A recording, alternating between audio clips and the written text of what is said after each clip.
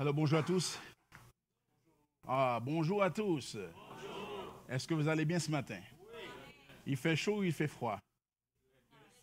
Peu importe, mais notre joie ne dépend pas des circonstances, n'est-ce pas, ni des climats. Alors nous sommes contents que Dieu fasse de nous son porte-parole aujourd'hui. Comme d'habitude, Dieu nous parle à travers un serviteur et nous comptons sur Dieu pour nous utiliser ce matin pour présenter sa parole de manière droite, selon la parole de Dieu. Nous vous demanderons de vous courber un moment, nous allons prier Dieu. Seigneur, nous te remercions pour ton amour envers nous. Merci pour ta bonté, pour ta miséricorde. Merci du fait que tu nous aimes. Et ceci d'un amour incommensurable, d'un amour indicible. Tu permets, oh Dieu, que nous soyons réunis pour t'adorer. Merci pour ce temps que nous avons eu avec les chants. Merci que tu as accepté de nous écouter, d'exaucer, de prendre plaisir au chant que nous t'avons offert. Maintenant, nous voulons entendre ta voix, oh Dieu. Tu utilises juste des voix comme des canaux et permets, oh Dieu, que ton assemblée soit édifiée. Et par le nom que nous puissions appliquer ta parole de nos vies, au nom de Jésus. Amen. Aujourd'hui, nous allons continuer avec la série Les témoins de Jésus-Christ. Et aujourd'hui, nous avons un sujet que nous allons développer, c'est Dieu étend sa grâce à tous. Selon Acte 11, versets 1 à 18. Nous allons lire très attentivement ce texte. Les apôtres et les frères qui étaient en Judée apprirent que les non-juifs avaient eux aussi fait bon accueil à la parole de Dieu. Et lorsque Pierre monta à Jérusalem, ceux qui étaient circoncis lui adressèrent des reproches en disant « Tu es entré chez les incirconcis et tu as mangé avec eux. » Pierre se mit à leur exposer dans l'ordre tout ce qui s'était passé. Il dit « J'étais dans la ville de Jaffa et, pendant que je priais, j'ai eu en extase une vision, un objet qui ressemblait à une grande nappe aux quatre coins descendait du ciel et venait jusqu'à moi. Je l'ai examiné attentivement et j'ai vu des quadrupèdes de la terre, les bêtes sauvages et les reptiles, ainsi que les oiseaux du ciel. Puis j'ai entendu une voix qui me disait « Lève-toi, Pierre, tue et mange. » Mais j'ai dit « Certainement pas, Seigneur, car jamais rien de souillé ni d'impur n'est entré dans ma bouche. » Pour la deuxième fois, la voix s'est fait entendre du ciel. « Ce que Dieu a déclaré pur, toi, ne le considère pas comme impur. » Cela est arrivé 3 fois, puis tout a été retiré dans le ciel. Et voilà qu'à l'instant même, 3 hommes envoyés de Césarée vers moi sont arrivés à la maison où j'étais. L'Esprit m'a dit de partir avec eux sans hésiter. Les 6 frères que voici m'ont accompagné et nous sommes entrés dans la maison de Corneille. Cet homme nous a raconté comment il avait vu l'ange se présenter à lui dans sa maison et lui dire « Envoie quelqu'un à Jaffa et fais venir Simon surnommé Pierre. Il te dira un message par lequel tu seras sauvé, toi et toute ta famille. » Lorsque j'ai commencé à parler, le Saint-Esprit est descendu sur eux, comme sur nous au début. Et je me suis souvenu de cette parole du Seigneur. Jean a baptisé d'eau, mais vous serez baptisés du Saint-Esprit, puisque Dieu leur a accordé le même don qu'à nous qui avons cru au Seigneur Jésus-Christ. Qui étais-je moi pour m'opposer à Dieu? Après avoir entendu cela, ils se calmèrent et se mirent à célébrer la gloire de Dieu en disant « Dieu a donc accordé aux non-juifs la possibilité de changer d'attitude afin d'avoir la vie. » Amen.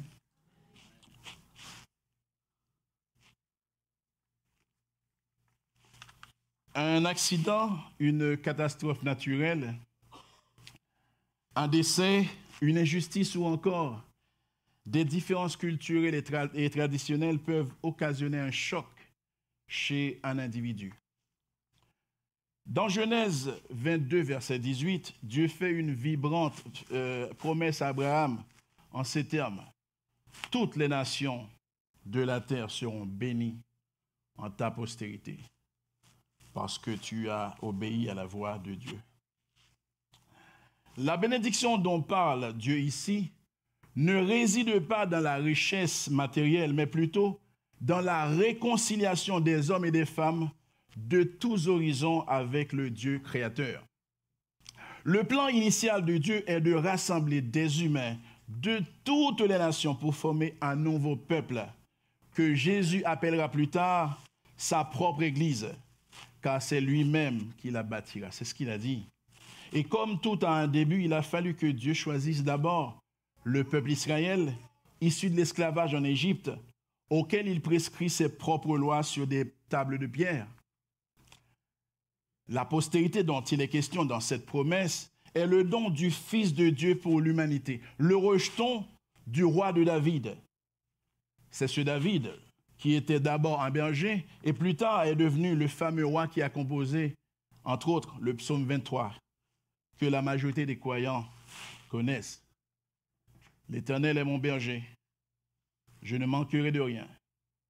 Il me fait reposer dans de verts pâturages. Il me dirige près des eaux paisibles. Il restaure mon âme. Il me conduit dans les sentiers de la justice à cause de son nom. Quelques siècles plus tard, Jésus dira lui-même, « Je suis le bon berger. Le bon berger donne sa vie pour ses brebis. » Jean 10, verset 11. Dans Luc 19, verset 10, après avoir rencontré Zachée, le chef des collecteurs d'impôts à Jéricho, Jésus clarifie mieux sa mission en disant « Le Fils de l'homme est venu chercher et sauver ceux qui étaient perdus. » Lorsque Jésus déclare dans Matthieu 16, verset 18 « Je bâtirai mon Église », il annonçait la formation d'un nouveau peuple issu de toutes les nations du monde, dans les cœurs desquels seront désormais inscrites la loi de Christ en ces termes.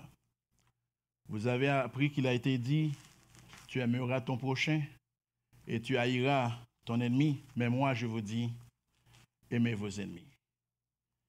Bénissez ceux qui vous maudissent, faites du bien à ceux qui vous haïssent et priez pour ceux qui vous maltraitent et vous persécutent. Matthieu 5, versets 43-44. Cependant, malgré les paroles et les gestes de compassion de Jésus-Christ envers les non-juifs, les disciples ne sont pas parvenus à saisir pleinement le message de la grâce de Jésus-Christ de Dieu. Ils n'avaient pas compris le sens du discours de Jésus dans Matthieu 5, 17 qui dit « Ne croyez pas que je sois venu pour abolir la loi et les prophètes. Je suis venu non pour abolir, mais pour accomplir. » Et sur la croix, Jésus confirme cette parole en disant « Tout est accompli. » Ressuscité avant de monter au ciel, Jésus donne à ses disciples l'ordre formel de faire des nations, de toutes les nations, des disciples, et d'être ses témoins à Jérusalem, dans toute la Judée, dans la Samarie et jusqu'aux extrémités de la terre. C'est là le mandat des disciples. Dans ce passage que nous venons de lire, nous voyons que l'Église est étonnée de voir que Dieu sauve aussi des païens. Cela semble aller à l'encontre de la culture et les traditions des croyants juifs, et pourtant c'était le plan divin depuis le début. Ce matin, mes frères et sœurs, nous sommes devant un texte qui relate un choc considérable. D'abord pour Pierre dans le chapitre 10 et pour les croyants dans le chapitre 11. Il est toujours difficile pratiquement d'accepter de voir Dieu accomplir quelque chose d'inattendu. Pourquoi? Parce que nous avons tous des préjugés. Mais Dieu ne se conforme jamais à nos attentes. Pourquoi? Parce qu'il est le Dieu souverain. Et la vérité qu'on doit retenir aujourd'hui, ce matin, Dieu étant souverain, nous devons accepter humblement et joyeusement qu'il offre sa grâce et son esprit à tous ceux qui croient en Jésus comme nous. Dans cette portion de l'Écriture, mes frères et sœurs, nous pouvons relever 3 points importants. Le premier point, Dieu confronte nos barrières religieuses. La parole nous dit, donc c'est Luc qui écrit ce livre, cette parole nous dit que lorsque les croyants juifs entendent que les païens ont reçu la parole de Dieu, ils sont choqués. Et leur réaction immédiate, on l'a vu, n'est pas la joie ni la louange à Dieu, mais plutôt la critique. Cette réaction révèle un fait marquant. Leur compréhension de l'œuvre de Dieu est encore conditionnée par leur culture et leur tradition religieuse. Ils sont attachés à leur culture et leur tradition. Leur choc était à la fois religieux, identitaire et spirituel. Religieux pourquoi? Parce que les croyants juifs étaient convaincus que la loi de Moïse, notamment la circoncision et les lois alimentaires, devaient être observées pour appartenir au peuple de Dieu. L'idée que Dieu accorde son esprit aux païens dans ces rites remet en question des siècles de traditions religieuses. Identitaires et communautaires, pourquoi? Parce que les premiers chrétiens juifs se voyaient encore comme un groupe réformé du judaïsme. Le fait que des non-juifs puissent entrer dans la communauté sans devenir juifs suscite déjà un trouble identitaire profond. Spirituel pourquoi? Et voire théologique, parce que le Saint-Esprit lui-même descend tout bonnement sur les païens. Et ce renversement oblige Pierre et les autres à reconnaître que Dieu agit en dehors de leur catégorie, brisant toutes leurs attentes religieuses. Luc raconte qu'après que le Saint-Esprit est descendu sur les païens, comme au jour de la Pentecôte, la nouvelle est répandue rapidement parmi les apôtres et les autres croyants en Judée. Et les païens avaient aussi reçu la parole de Dieu. Mais lorsque Pierre est revenu à Jérusalem, nous dit le passage, certains croyants juifs l'ont critiqué. Et qu'est-ce qu'ils ont dit? Tu es entré chez les païens et tu as mangé avec eux. Alors la Bible ne dit pas qu'ils ont dit n'est-ce pas, mais normalement, c'est comme s'ils disent tu es allé chez les païens, tu as mangé avec eux, n'est-ce pas? Le n'est-ce pas ici, le sens de ce qu'il veut dire, c'est alors tu as des comptes à régler. C'est comme si pour eux, qui es-tu, toi? Est-ce que tu veux changer ce que Dieu nous a donné depuis des années, depuis des siècles? La plupart des... Alors, on peut imaginer l'attitude de Pierre. Pierre, que l'on veut ou non, était un peu stressé parce qu'il devait rendre des comptes. Dans sa tête, on imagine ce qu'il pouvait dire.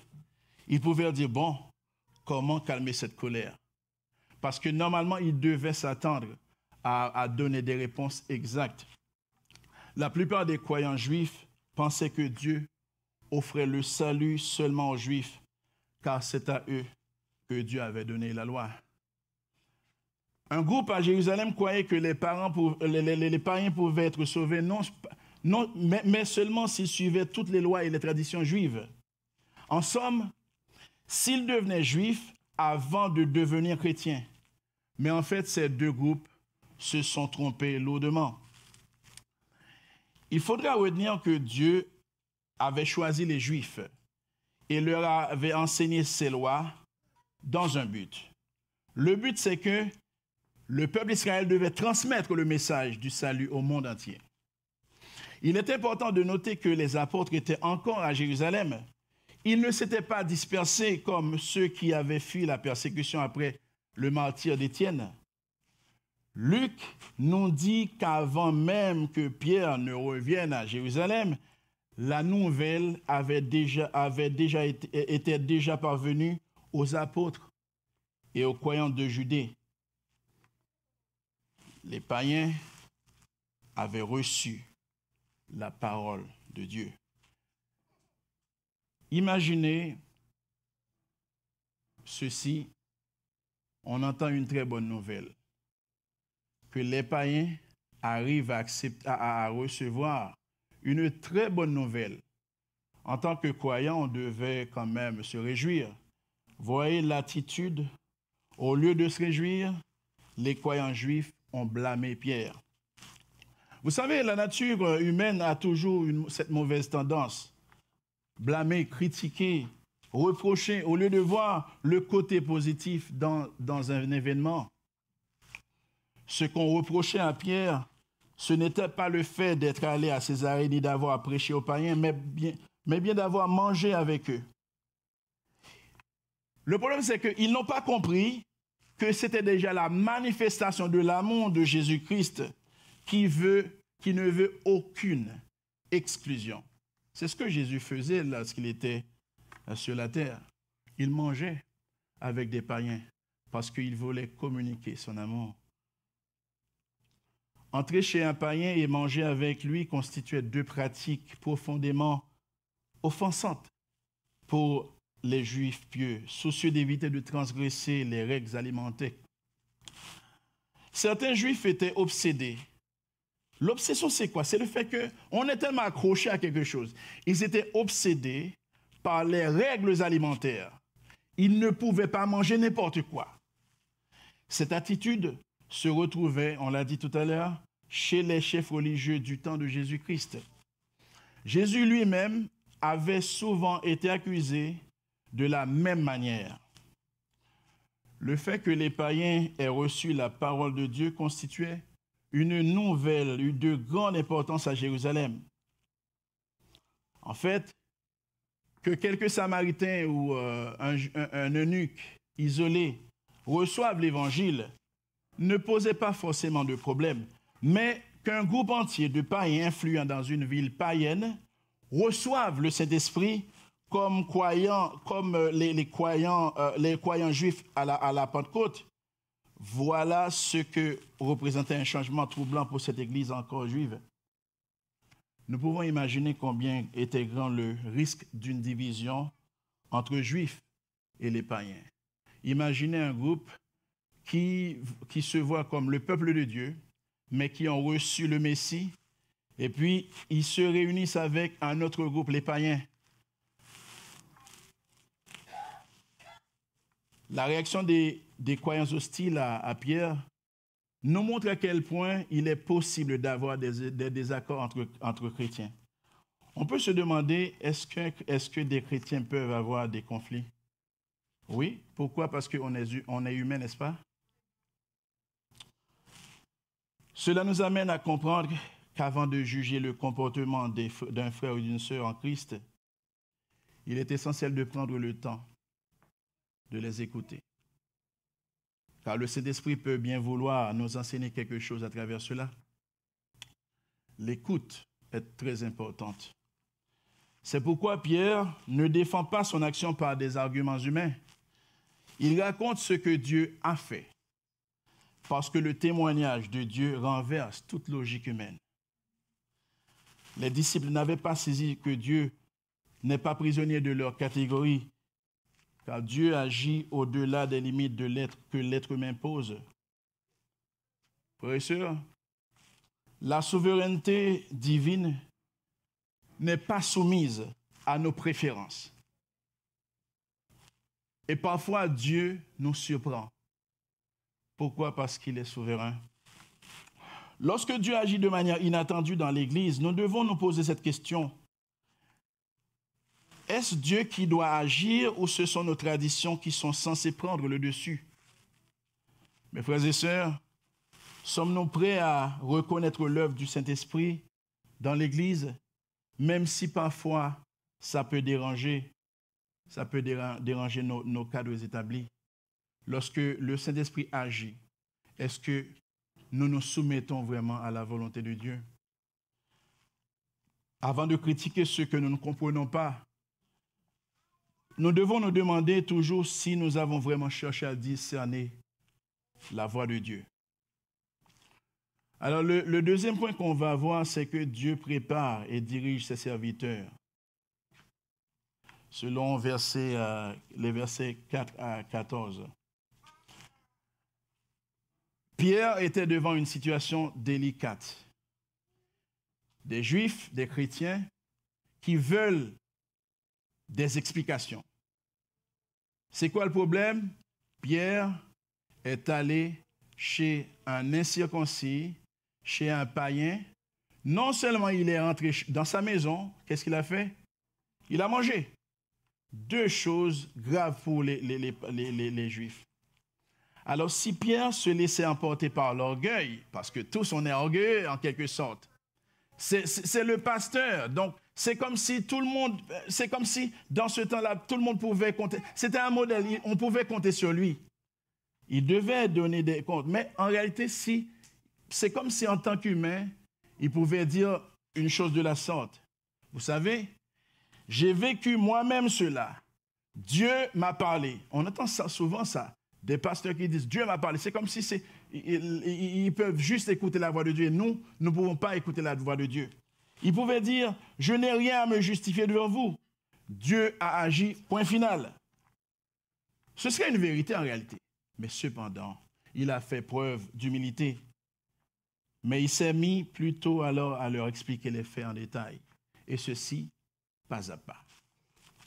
Pierre s'est quand même investi pour préserver la paix. Pourquoi? Parce que la paix est très importante dans une assemblée. Jésus-Christ est venu pour faire la paix. Alors nous devons aussi cultiver cette paix. Il fait mention dans sa vision des animaux de toutes sortes, quadrupèdes, bêtes sauvages, reptiles et oiseaux du ciel. Il met aussi l'accent sur la voix de Dieu qui lui disait « Lève-toi, Pierre, tue et mange ». On peut comprendre que la façon dont Dieu aborde la situation. Pierre, rappelez-vous, il avait faim. Et dans sa vision, Dieu peut en quelque sorte utiliser ce même contexte pour dire « tue et mange ». Pierre a répété les événements avec précision, étape par étape. Il considérait visiblement que le seul moyen de se défendre contre ces critiques était simplement de raconter les faits tels qu'ils s'étaient produits. Pierre a souligné à son auditoire qui lui était potentiellement hostile, qu'il était en prière. Ça, c'est un élément important. On voit que Pierre était en train de prier. Là-dessus, Dieu a profité de cette occasion pour communiquer ce mystère à Pierre. Il y a eu dans le discours de Pierre un enchaînement d'événements surprenants. Lorsque vous avez lu, vous voyez que voici ce qu'il a vu, voici ce qu'il a vu. Tous les ingrédients étaient réunis pour un malentendu majeur au sein même de l'Église. Et même une division. Ce récit détaillé lui a fallu beaucoup d'efforts, d'énergie et de patience. Lorsqu'il faut restaurer la paix, mes frères et sœurs, il ne faut pas aller trop vite. Il ne faut pas sauter les conversations importantes, même si elles sont difficiles et peu pratiques. Aller chez Corneille n'était pas l'initiative de Pierre. Pierre reçoit une vision, une révélation divine, répétée jusqu'à 3 fois. Imaginez, vous vous rappelez ce que Jésus-Christ a dit à Pierre lorsque Jésus était ressuscité? Pierre, m'aimes-tu? Est-ce que c'était une seule fois?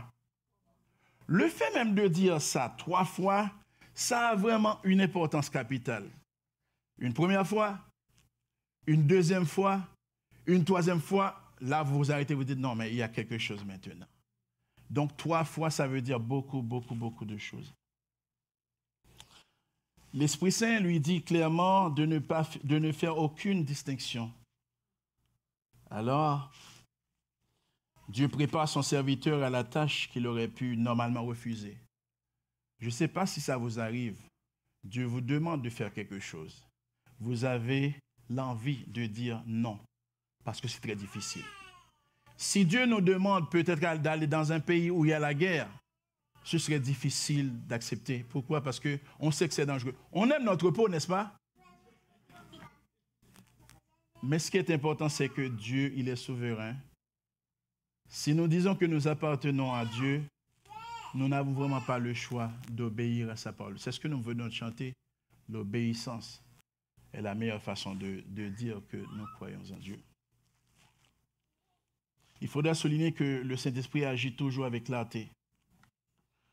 Rappelons que ce n'est pas seulement Pierre qui a reçu la révélation, mais aussi Corneille a reçu une révélation de la part de Dieu. Le Saint-Esprit n'est pas désordonné. Alors, il veut convaincre, il agit de manière à ce que l'homme soit convaincu. Ce n'est pas le discours de Pierre qui a été convaincant, mais l'œuvre du Saint-Esprit. Dieu agit des deux côtés, montrant que l'initiative vient toujours de lui-même. L'Esprit précède l'action humaine. Pour obéir vraiment à Dieu, notre cœur, mes frères et sœurs, doit être formé par Dieu lui-même. Quand nous parlons aux gens de la bonne nouvelle, nous ne devons pas avoir la prétention que c'est nous qui convainquons les gens, mais plutôt le Saint-Esprit qui attire les âmes, parce que naturellement, le cœur de l'homme est tortueux. Je ne peux en aucune façon convaincre quelqu'un à recevoir la parole de Jésus-Christ, l'Évangile. C'est le Saint-Esprit qui fait ce travail. Ce que nous faisons, nous semons tout simplement. Nous disons ce que nous avons à dire, mais le Saint-Esprit, lui, qu'est-ce qu'il fait? Il convainc. L'obéissance à Dieu commence dans la prière, dans l'écoute de l'Esprit et dans l'humilité face à sa parole. Pierre a raconté à ses auditeurs qu'il avait d'abord refusé de manger les animaux. C'est ce qu'il a dit. Certainement pas, c'est ce qu'il a dit.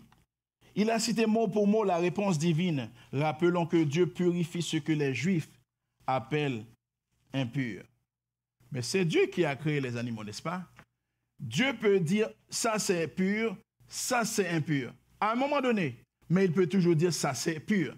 Parce que c'est Dieu qui décide. On ne peut pas dicter à Dieu ce qu'il doit dire ni ce qu'il doit faire.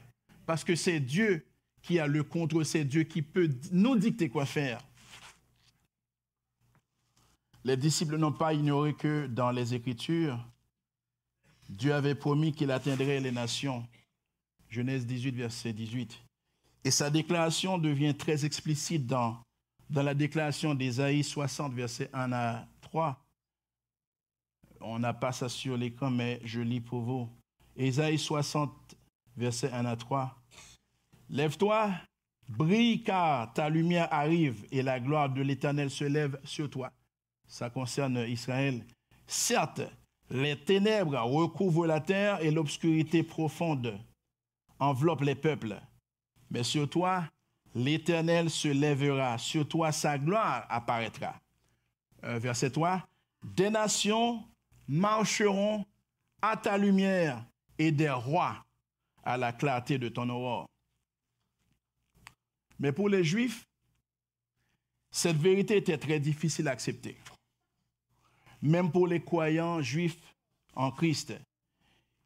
Ils comprenaient certes comment certaines prophéties ont été accomplies en Jésus-Christ, mais ils négligeaient d'autres enseignements de l'Ancien Testament. Trop souvent, c'est ce qui nous arrive, mes frères et sœurs. Nous avons tendance à, surtout ces jours-ci, retenir quelques parties de la parole de Dieu qui nous plaisent, comme Dieu est bon, Dieu est miséricordieux, Dieu est amour. Où nous soutenons nos idées en ignorant les vérités qui nous dérangent. Dans la Bible, il y a certaines paroles qui peuvent nous plaire, sachant que Dieu, il est un bon Dieu qui prend soin de nous. Comme on l'a lu tout à l'heure, l'Éternel est mon berger, nous aimons entendre ça. Mais il y a des paroles qui nous montrent qu'il faut abandonner le péché. Et le péché, parfois, il est subtil. Ce n'est pas toujours lorsqu'on dit voler, on voit que c'est grave. Ça, c'est pas moi, je vole ça, donc c'est grave. Mais lorsque je mens, c'est aussi grave. Lorsque je fais des commérages, c'est aussi grave. Lorsque je suis orgueilleux, c'est aussi grave. Mes frères et sœurs, nous devons recevoir avec humilité toute la parole de Dieu comme une vérité absolue. Rappelons que Pierre avait pris avec lui 6 frères, des croyants juifs probablement de Jaffa, qui étaient encore présents et servaient de témoins. Pierre, en quelque sorte, avait anticipé que la situation pourrait être sensible ou controversée, et ces témoins l'ont accompagné, c'était intentionnel, aussi à Jérusalem pour confirmer les faits devant les apôtres. La loi juive n'exigeait que 2 témoins. Le fait que Pierre en prenne 6, nous comprenons combien cette gravité était importante et l'importance de ce qui allait se produire. Pierre a ajouté ici un petit détail absent dans des récits précédents. L'ange avait dit que Corneille et toute sa maison seraient sauvés. Cela montre que l'intention divine dès le départ était d'amener ce païen, Corneille, ses amis et sa famille à Christ. Le dernier point que nous allons aborder ce matin, c'est que Dieu accorde la même grâce et le même esprit à tous ceux qui croient en Jésus-Christ. Lorsque Pierre commence à parler à Corneille, il s'est produit un événement inexplicable. Comment se fait-il que Pierre parle à des païens et puis le Saint-Esprit décide de descendre sur ces païens? Rappelez-vous, c'était des païens, n'est-ce pas? Comment se fait-il que le Saint-Esprit décide de descendre sur des païens? Et ceci exactement comme à la Pentecôte. C'est tellement orchestré par Dieu. Ce qui s'est passé au début, à la Pentecôte, c'est le même événement qui s'est produit ce jour-là chez les païens. Il y a une leçon que les Juifs devaient mettre en évidence. Rappelez-vous que si cela s'est produit, c'est parce que c'est le même Dieu qui agit. C'est la même puissance. C'est la même grâce. Alors Pierre s'est souvenu de ce que le Seigneur avait dit. Jean a baptisé d'eau. Il parlait de Jean-Baptiste. Vous serez baptisés du Saint-Esprit. Ce qui est intéressant avec Dieu, Dieu ne ment jamais. Lorsque Dieu promet quelque chose, il l'accomplit certainement. Alors, ainsi, Pierre eut à dire, « Qui étais-je, moi, pour m'opposer à Dieu ?» Ce n'est pas une doctrine théologique que Pierre leur enseigne, mais une expérience spirituelle qui pouvait être vérifiée. Dieu a scellé son approbation sur les païens par le don de son esprit. Vous savez quoi? Si quelqu'un dit qu'il est chrétien, qu'il n'a pas le Saint-Esprit, qu'est-ce qui arrive? C'est que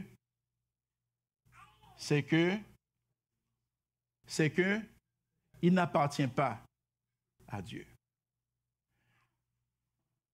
Ce qui nous identifie, lorsque nous arrivons quelque part, qu'est-ce que nous voulons quand même régler quelque chose dans un département gouvernemental. Qu'est-ce qu'on nous demande tout d'abord? Une pièce d'identité. Pourquoi? Parce que c'est ce qui prouve, c'est ce qui atteste ce que nous dit est vrai. Si je dis que je m'appelle Amex Bijoux et que sur la carte, on voit Amex Trésor, ça passe pas. Bon, c'était juste une petite blague parce que... Alors, vous imaginez l'importance d'une carte d'identité.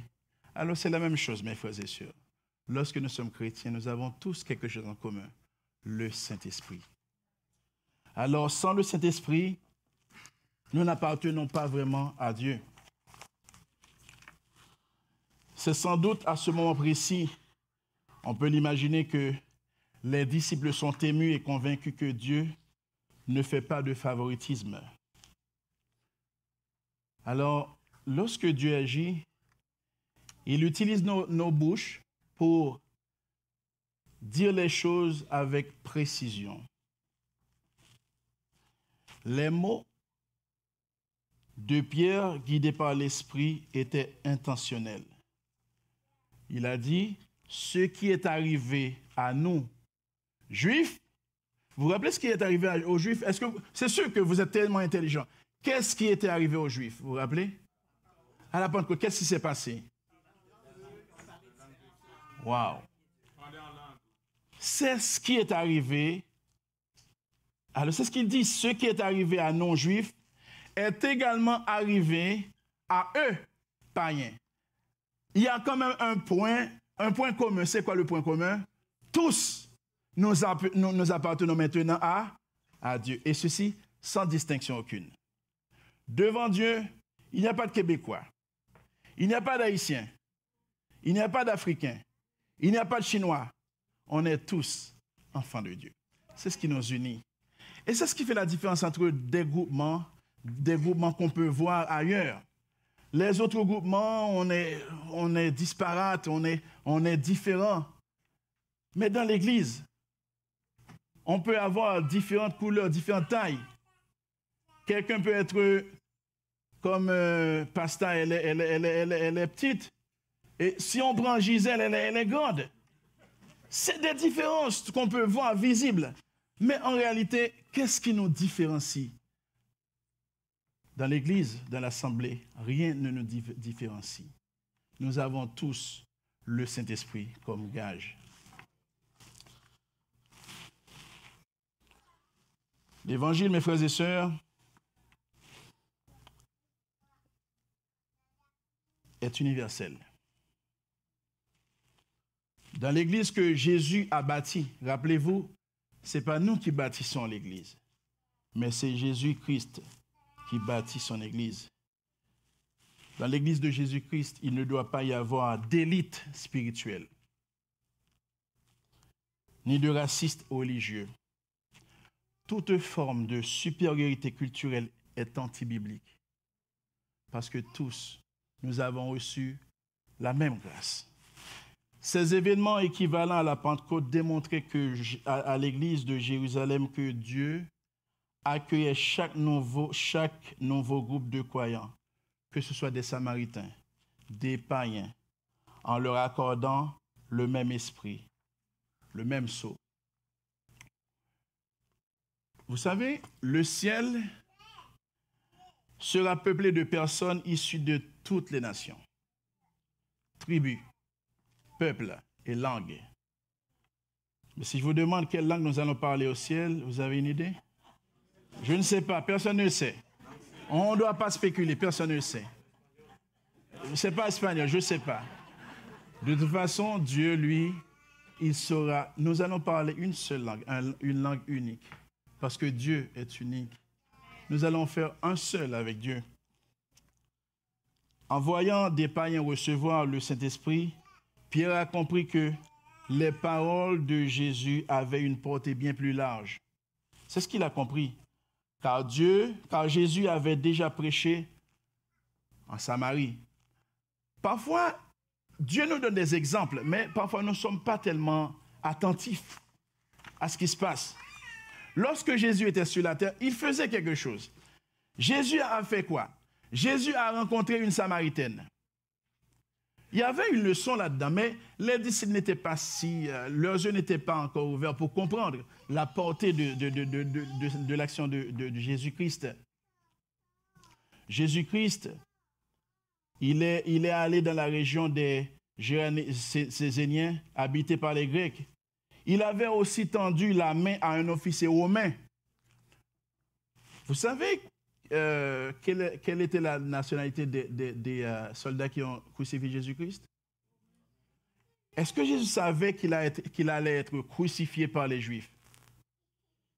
C'est non, c'est oui. Ben oui, il le sait. Il sait qu'il allait être à la croix. Il sait que des soldats romains allaient le crucifier. Cependant, il a tendu la main à qui? À un Romain. C'est juste pour vous dire à quel point Jésus-Christ manifeste son amour, pas seulement aux Juifs, mais à tout le monde.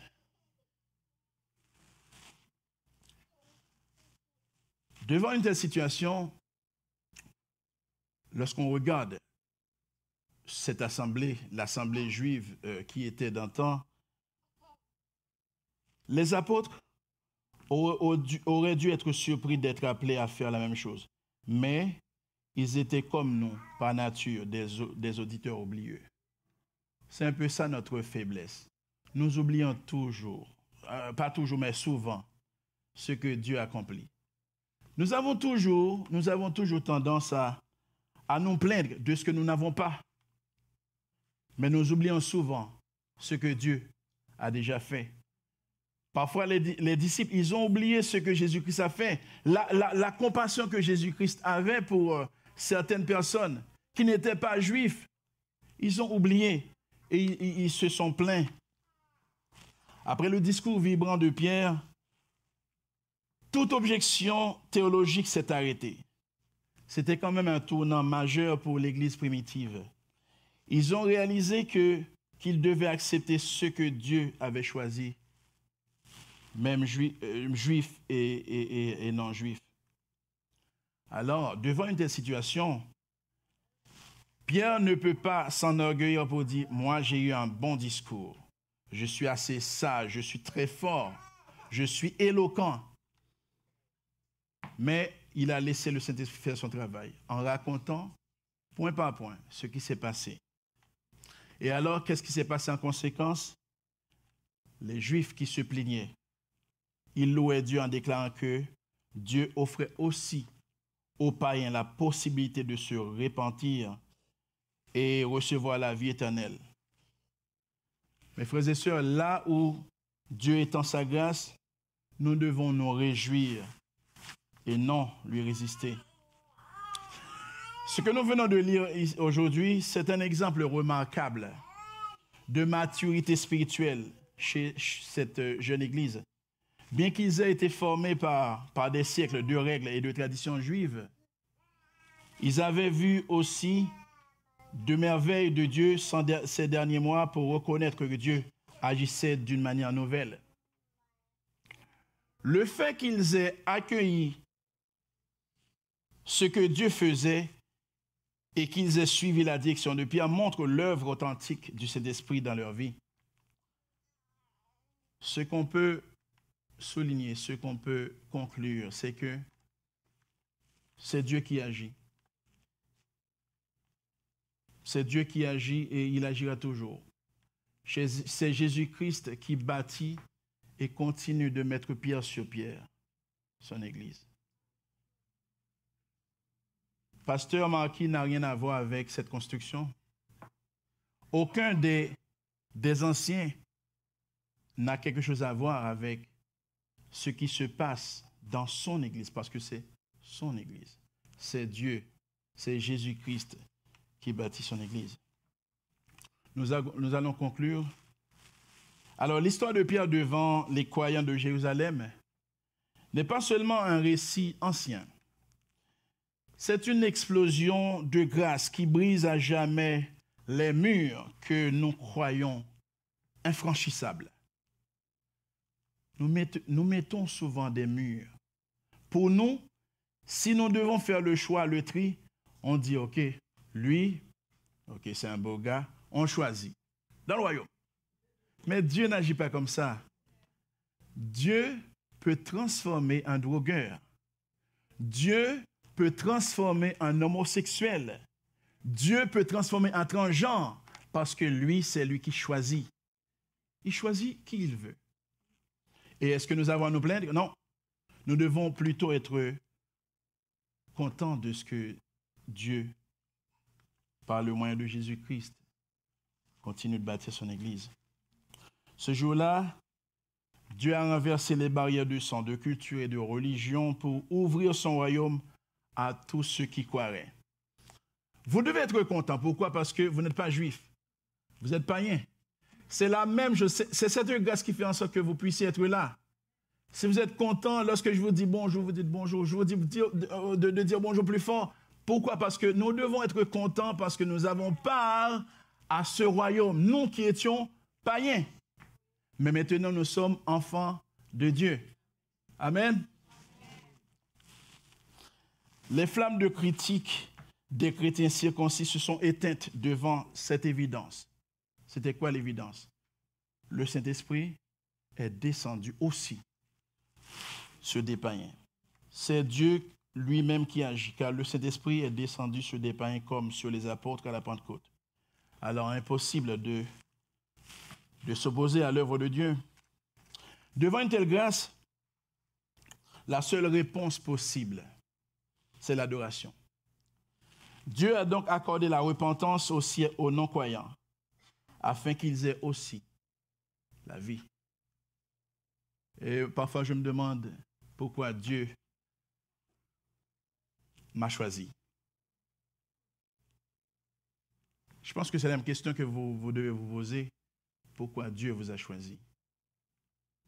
Est-ce que c'est parce que vous êtes de haute taille, de grande taille, ou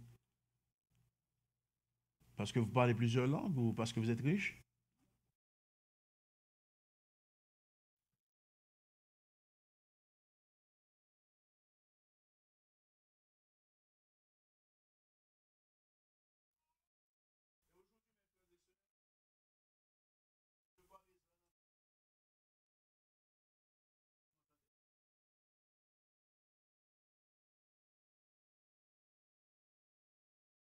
Allô? Bon. Et aujourd'hui, cette voix résonne encore, mes frères et sœurs. Ne mets pas de frontières là où Dieu a tracé un chemin. Dieu peut appeler qui il veut dans son royaume. C'est Jésus-Christ qui bâtit son Église. Son évangile est la lumière qui traverse toutes les nations jusqu'à ce qu'aucun peuple, aucune langue, aucune culture ne reste dans l'ombre.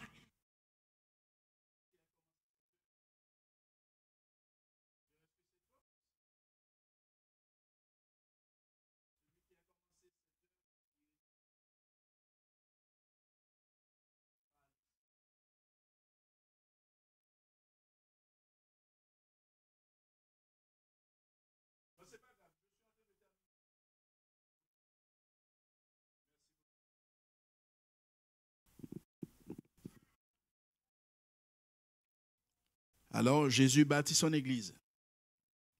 Son évangile est la lumière qui traverse toutes les nations. Dieu veut que toutes les nations, tout peuple, toute langue viennent à lui. Celui qui a commencé cette œuvre, à savoir Jésus-Christ, c'est lui qui va l'achever. Et nous, la question que nous devons nous poser, sommes-nous prêts à témoigner de la grâce de Dieu sans faire de favoritisme? Lorsque nous regardons ce monde avec nos préjugés, on peut se dire, lui, il est perdu. C'est comme si c'est nous les juges, nous choisissons qui vont aller en enfer et qui vont aller au ciel. Non, avec Dieu, ça ne marche pas comme ça. C'est Dieu qui choisit. Alors pour terminer, rappelons que nous aussi, nous sommes bénéficiaires de cette grâce divine. Prions. Seigneur, merci parce que tu es venu chercher et sauver ceux qui étaient perdus. Et nous voyons dans cette catégorie ceux qui étaient perdus. Nous n'avons fait aucun effort, consenti aucun effort pour avoir ce salut. Mais toi, tu l'as fait en envoyant Jésus-Christ, ton Fils, venir nous réconcilier avec toi. Merci pour cette grâce. Merci parce que tu es merveilleux. Aide-nous à appliquer ta parole, oh Dieu. Aide-nous à être des flambeaux dans ce monde. Aide-nous à nous rappeler que nous sommes lumière, comme toi tu es lumière. Et tu veux que notre lumière luise sur les nations. Aide-nous à ne pas avoir peur ni honte de communiquer ta parole, parce que ta parole est la vérité. Merci parce que c'est toi qui convainc les gens, pas nous, et c'est toi qui continues de bâtir, de mettre des pierres dans ton église. Nous te remercions pour ce moment que nous venons de passer. Nous allons terminer le service. Nous te demandons, Dieu, que nous puissions appliquer ce que nous avons entendu, comprendre que tu ne fais pas de favoritisme. Nous aussi, nous devons, oh Dieu, être disposés à communiquer ton évangile à n'importe qui, car toi, c'est toi qui décides comment tu vas atteindre les cœurs. Merci pour tout, au nom de Jésus. Amen. Nous allons terminer.